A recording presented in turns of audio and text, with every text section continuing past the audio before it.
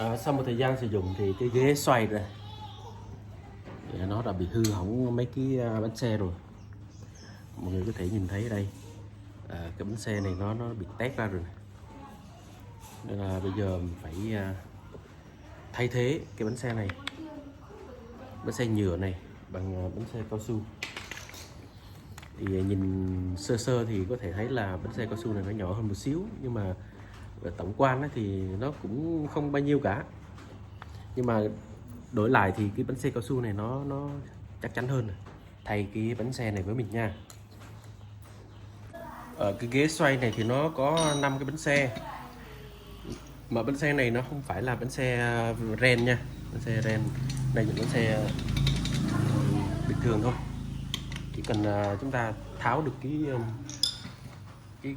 dùng cái dùi này, cái đục này, mình cày cái chân nó ra, cày chân cũ ra là được, rất là dễ thôi. Phải cái chân của bánh xe cũ này, cái này rất là dở nha mọi người, nó không có tốt lắm, nó không có chắc đâu, mà sử dụng cũng được khoảng gần năm thì mình thấy là ngồi một thời gian thì cái chỗ nhựa đó nó bị gãy này, nó lông bánh xe ra luôn.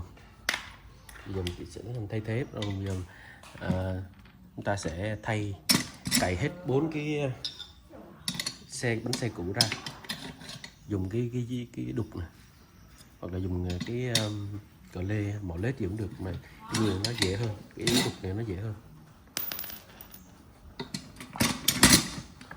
Mấy cái bánh xe này thì nó vẫn còn xài được, nhưng mà thay cho nó đồng bộ luôn.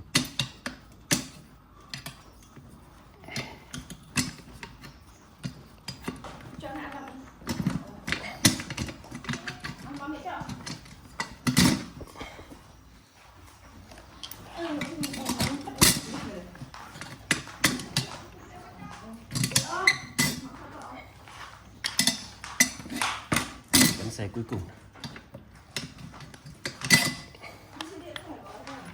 3 cái bánh này thì vẫn còn sử dụng được, nhưng mà bây giờ chắc là bỏ luôn, thay bằng 5 cái bánh xe khác. 5 bánh xe này thì nó bằng cao su đúc, thì cái khung sườn của nó thì bằng thép, nên là nó chắc hơn cái loại nhựa này. Đây, cái loại nhựa đây, nhựa này, khung sườn bằng thép, và bánh của nó bằng cao su đúc. Và nó không có ren, nên là việc thay thế nó dễ. Ở dưới này cũng có cái ổ bi này, cũng có cái ổ bi thì nhìn có vẻ như ok hơn. 5 bánh xe này giá thì khoảng trên dưới 100.000 thôi. 5 bánh, mỗi bánh 20 mà. Nếu các bạn muốn bánh to hơn thì có thể đặt cái loại to hơn, mình đặt tầm nhỏ nhỏ này thôi. Việc lắp vô thì nó cũng đơn giản thôi, bỏ vào là được các bạn.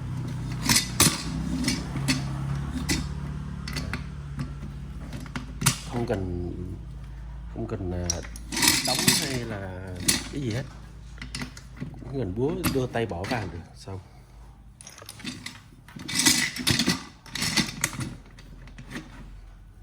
Việc thay thế của cái bộ bánh xe này cũng rất là dễ thôi.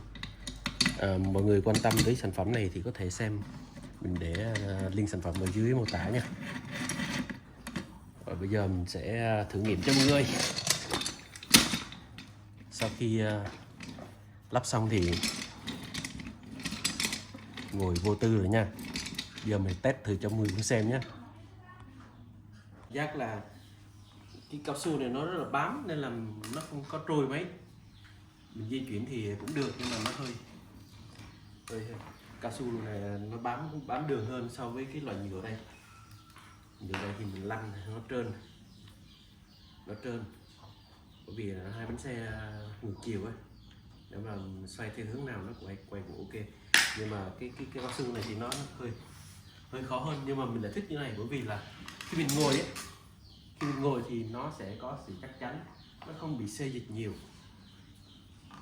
Đó, rất là sướng, thoải mái.